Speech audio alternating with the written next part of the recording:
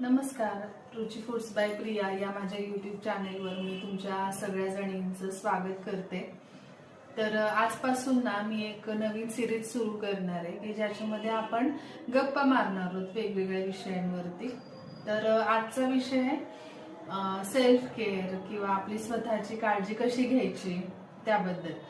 बऱ्याच जणी घेत पण असतील आणि बऱ्याच जणींची तक्रार असते की कशी करायची काळजी, काय करायचं किंवा वेळ कसा काढायचा, आम्हाला वेळ मिळत नाही. तर माझ्या बरोबर म्हणजे मी जे काही प्रोडक्ट्स वापरते किंवा गोष्टी करते त्या सगळ्या मी तुमच्या बरोबर आज शेअर करणार आहे. जे हे तुम्हाला बऱ्याचशा हेल्पफुल असतील म्हणजे आणि टिप्स सांगणार आहे काय काय गोष्टी कशा मॅनेज करायच्या हे सगळं मी तुम्हाला आज या व्हिडिओमध्ये सांगणार आहे. तर व्हिडिओ शेवटपर्यंत नक्की बघा. तर सुरुवात करूया की स्किन तुमची वरून कशी दिसतेय किंवा केस कसे दिसत आहेत, हे सगळं तुमचं इंटरनल बॉडीवरती डिपेंड असतं की तुम्ही काय खाता पिता किंवा तुमचं शरीर किती निरोगी आहे याच्यावरती सगळं डिपेंड असतं. म्हणजे तर ह्या सगळ्यापासूनच आपण सुरुवात करूया की तुमचं इंटरनल बॉडी किती क्लीन आहे किंवा सुदृढ आहे हे सगळं तुमच्या स्किनवरती आणि तुमच्या केसांवरती दिसतं.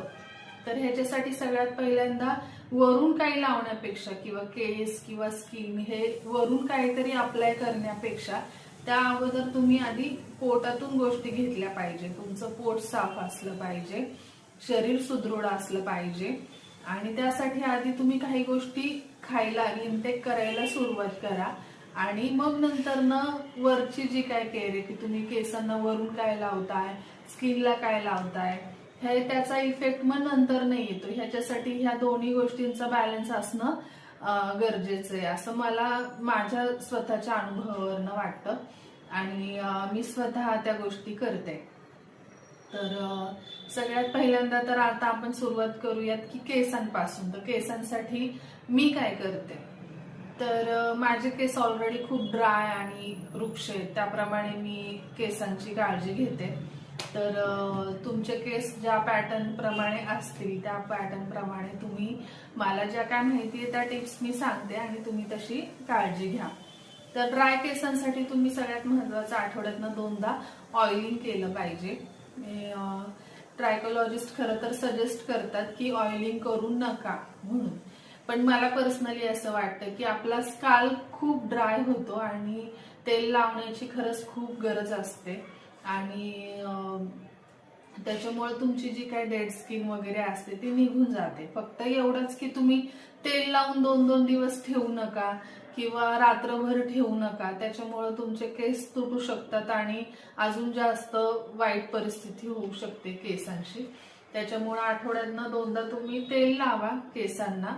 तुम्ही प्रत्येक असं पार्टिशन करा आणि थोडंसं तेल कोमट करा आणि जे काही तुम्हाला सूट होतंय आतापर्यंत ते तेल तुम्ही अप्लाय करा. मग ड्राय केसांसाठी मी सजेस्ट करेल खोबरेल तेलापेक्षा तुम्ही जे जास्त चिकट असतात ते तेल वापरा. जर पाटणकर सर डॉक्टर पाटणकर म्हणून ट्रायकोलॉजिस्ट बरेचसे फेमस आहेत ते आता, त्यांच्या व्हिडिओमध्ये पण मी ह्या गोष्टी बघितलेल्या आहेत.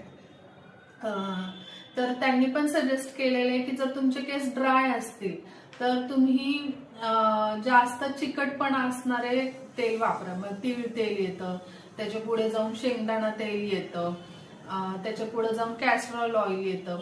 तर तुमच्या केसांचा जो ड्रायनेस आहे त्याच्यावरती तुम्ही ते ठरवा किंवा ठरवू शकता.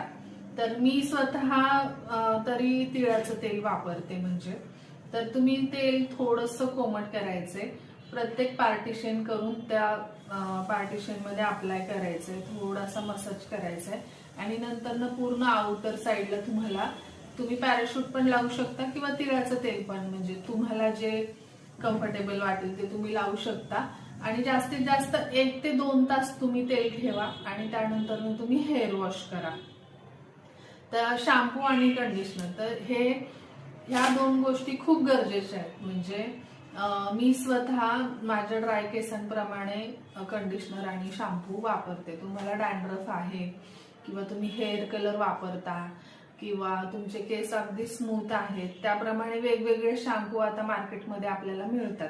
तर त्याप्रमाणे तुम्ही ते वापरू शकता. पण ह्या 2 गोष्टी वापरणं गरजेचं आहे, एक चांगल्या क्वालिटीतला शॅम्पू आणि कंडिशनर.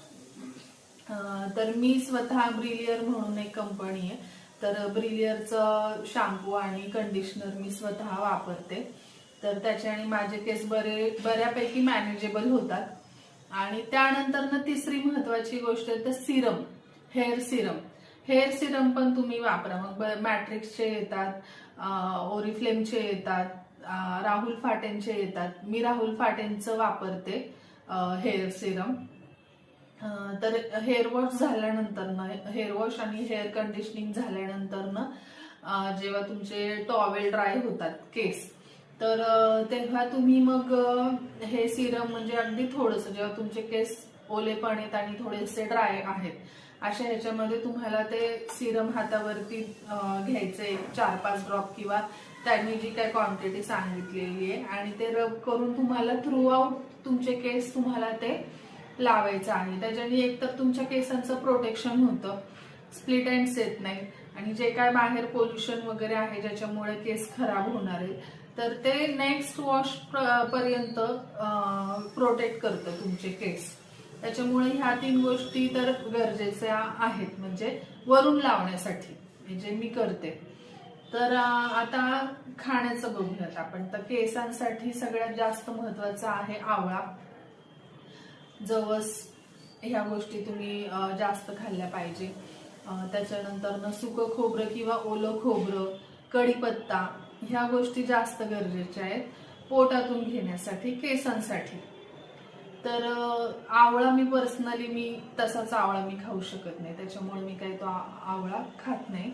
बरेच जण आवळा कॅन्डी वगैरे घेतात, पण आवळा कॅन्डीमध्ये काय होतं की त्या ऑलरेडी उकडून मग त्या वाळवून मग त्याला ती खूप प्रोसेस असते. मग त्या उकडल्यानंतर वाळवल्यानंतर त्याला शुगर कोट करतात, तेव्हा त्याच्यामध्ये काही उरत नाही. जे काय त्याचे न्यूट्रिशन्स असतात ते सगळे निघून जातात.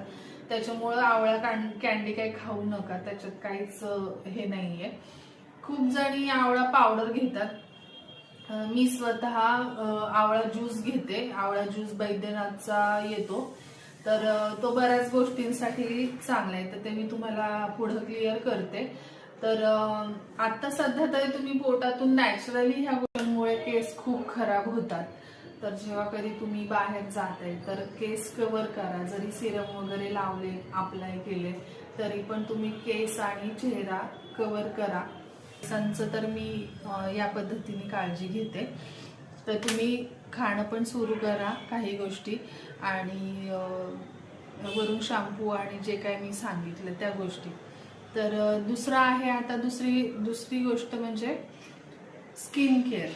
तर स्किनसाठी पण आहे ना सगळ्यात महत्वाचं की तुम्ही इंटरनल काय खाता ते जास्त महत्वाचं आहे. ते स्किनवर दिसतं. तुमची झोप पूर्ण होतीये का, तुम्हाला ऍसिडिटी आहे का, किंवा तुम्हाला दुसरा कोणता त्रास आहे का, हे सगळं चेहऱ्यावरती दिसतं. त्याच्यामुळे सगळ्यात महत्वाचं झोप पूर्ण तुमची झाली पाहिजे. दुसरी गोष्ट, 1-2 दिवस नाही झाली दॅट्स ओके, पण रोज नाही झालं पाहिजे. ऍसिडिटी तुम्हाला जर होत असेल तर हा पोर्शन हा ब्लॅकिश होतो, आणि बरेच जण त्याला म्हणतात की ड्राय आहे, ड्रायनेसमुळे झालेलं आहे, पिगमेंटेशन झालेलं आहे. पिगमेंटेशन पण ते थोड्या प्रमाणामध्ये असतं. बऱ्याच बायकांना असं हा पोर्शन बराचसा असा काळा झालेला असतो. तर ऍसिडिटीमुळे होतं ते. तर ऍसिडिटी कशी कमी करायची आता हे तुम्ही हे करा. मला स्वतःला ऍसिडिटीचा खूप त्रास होता, खूप. म्हणजे त्याची मागे खरं तर 2च कारणं असतात की तुमचं जेवण वेळेवर झालं पाहिजे आणि झोप पूर्ण झाली पाहिजे. ह्याच्यामुळे तुमची ऍसिडिटी बऱ्यापैकी कमी होते. तर आजच्या सिरीजमध्ये एवढंच. आता मला जे वाटतंय ते माझ्या ज्या काही गोष्टी आहेत, मी जे काय करते ते, तर त्या मी ह्या सिरीजमध्ये आत्ता सगळं सांगण्याचा, कव्हर करण्याचा प्रयत्न केलेला आहे. तुम्हाला काही प्रश्न असतील, काही विचारायचं असेल, किंवा काही प्रोडक्ट्सची माहिती हवी असेल, किंवा काही काही तुम्हाला जर अडचण असेल तर तुम्ही मला कमेंट्समध्ये विचारू शकता. तर आजच्या सत्रामध्ये एवढंच आपण बोलूयात, इथे थांबूयात आणि पुढच्या ह्याच्यामध्ये तुम्हाला याच टॉपिकवरती गप्पा मारायला आवडतील की दुसरा कुठला टॉपिक तुम्हाला आवडेल हे पण तुम्ही मला कमेंट्समध्ये नक्की सांगा. आजच्यासाठी इथेच थांबूयात आणि ही माहिती तुम्हाला थोडीशी जरी युजफुल वाटली असेल ना तर माझ्या चॅनेलला नक्की लाईक सबस्क्राईब करा आणि शेअर करा. मी अजून अशा बऱ्याचशा काही गोष्टी घेऊन येणार आहे तुमच्यासाठी गप्पांच्या सत्रांमध्ये, ते आपण नक्की बोलूयात. धन्यवाद.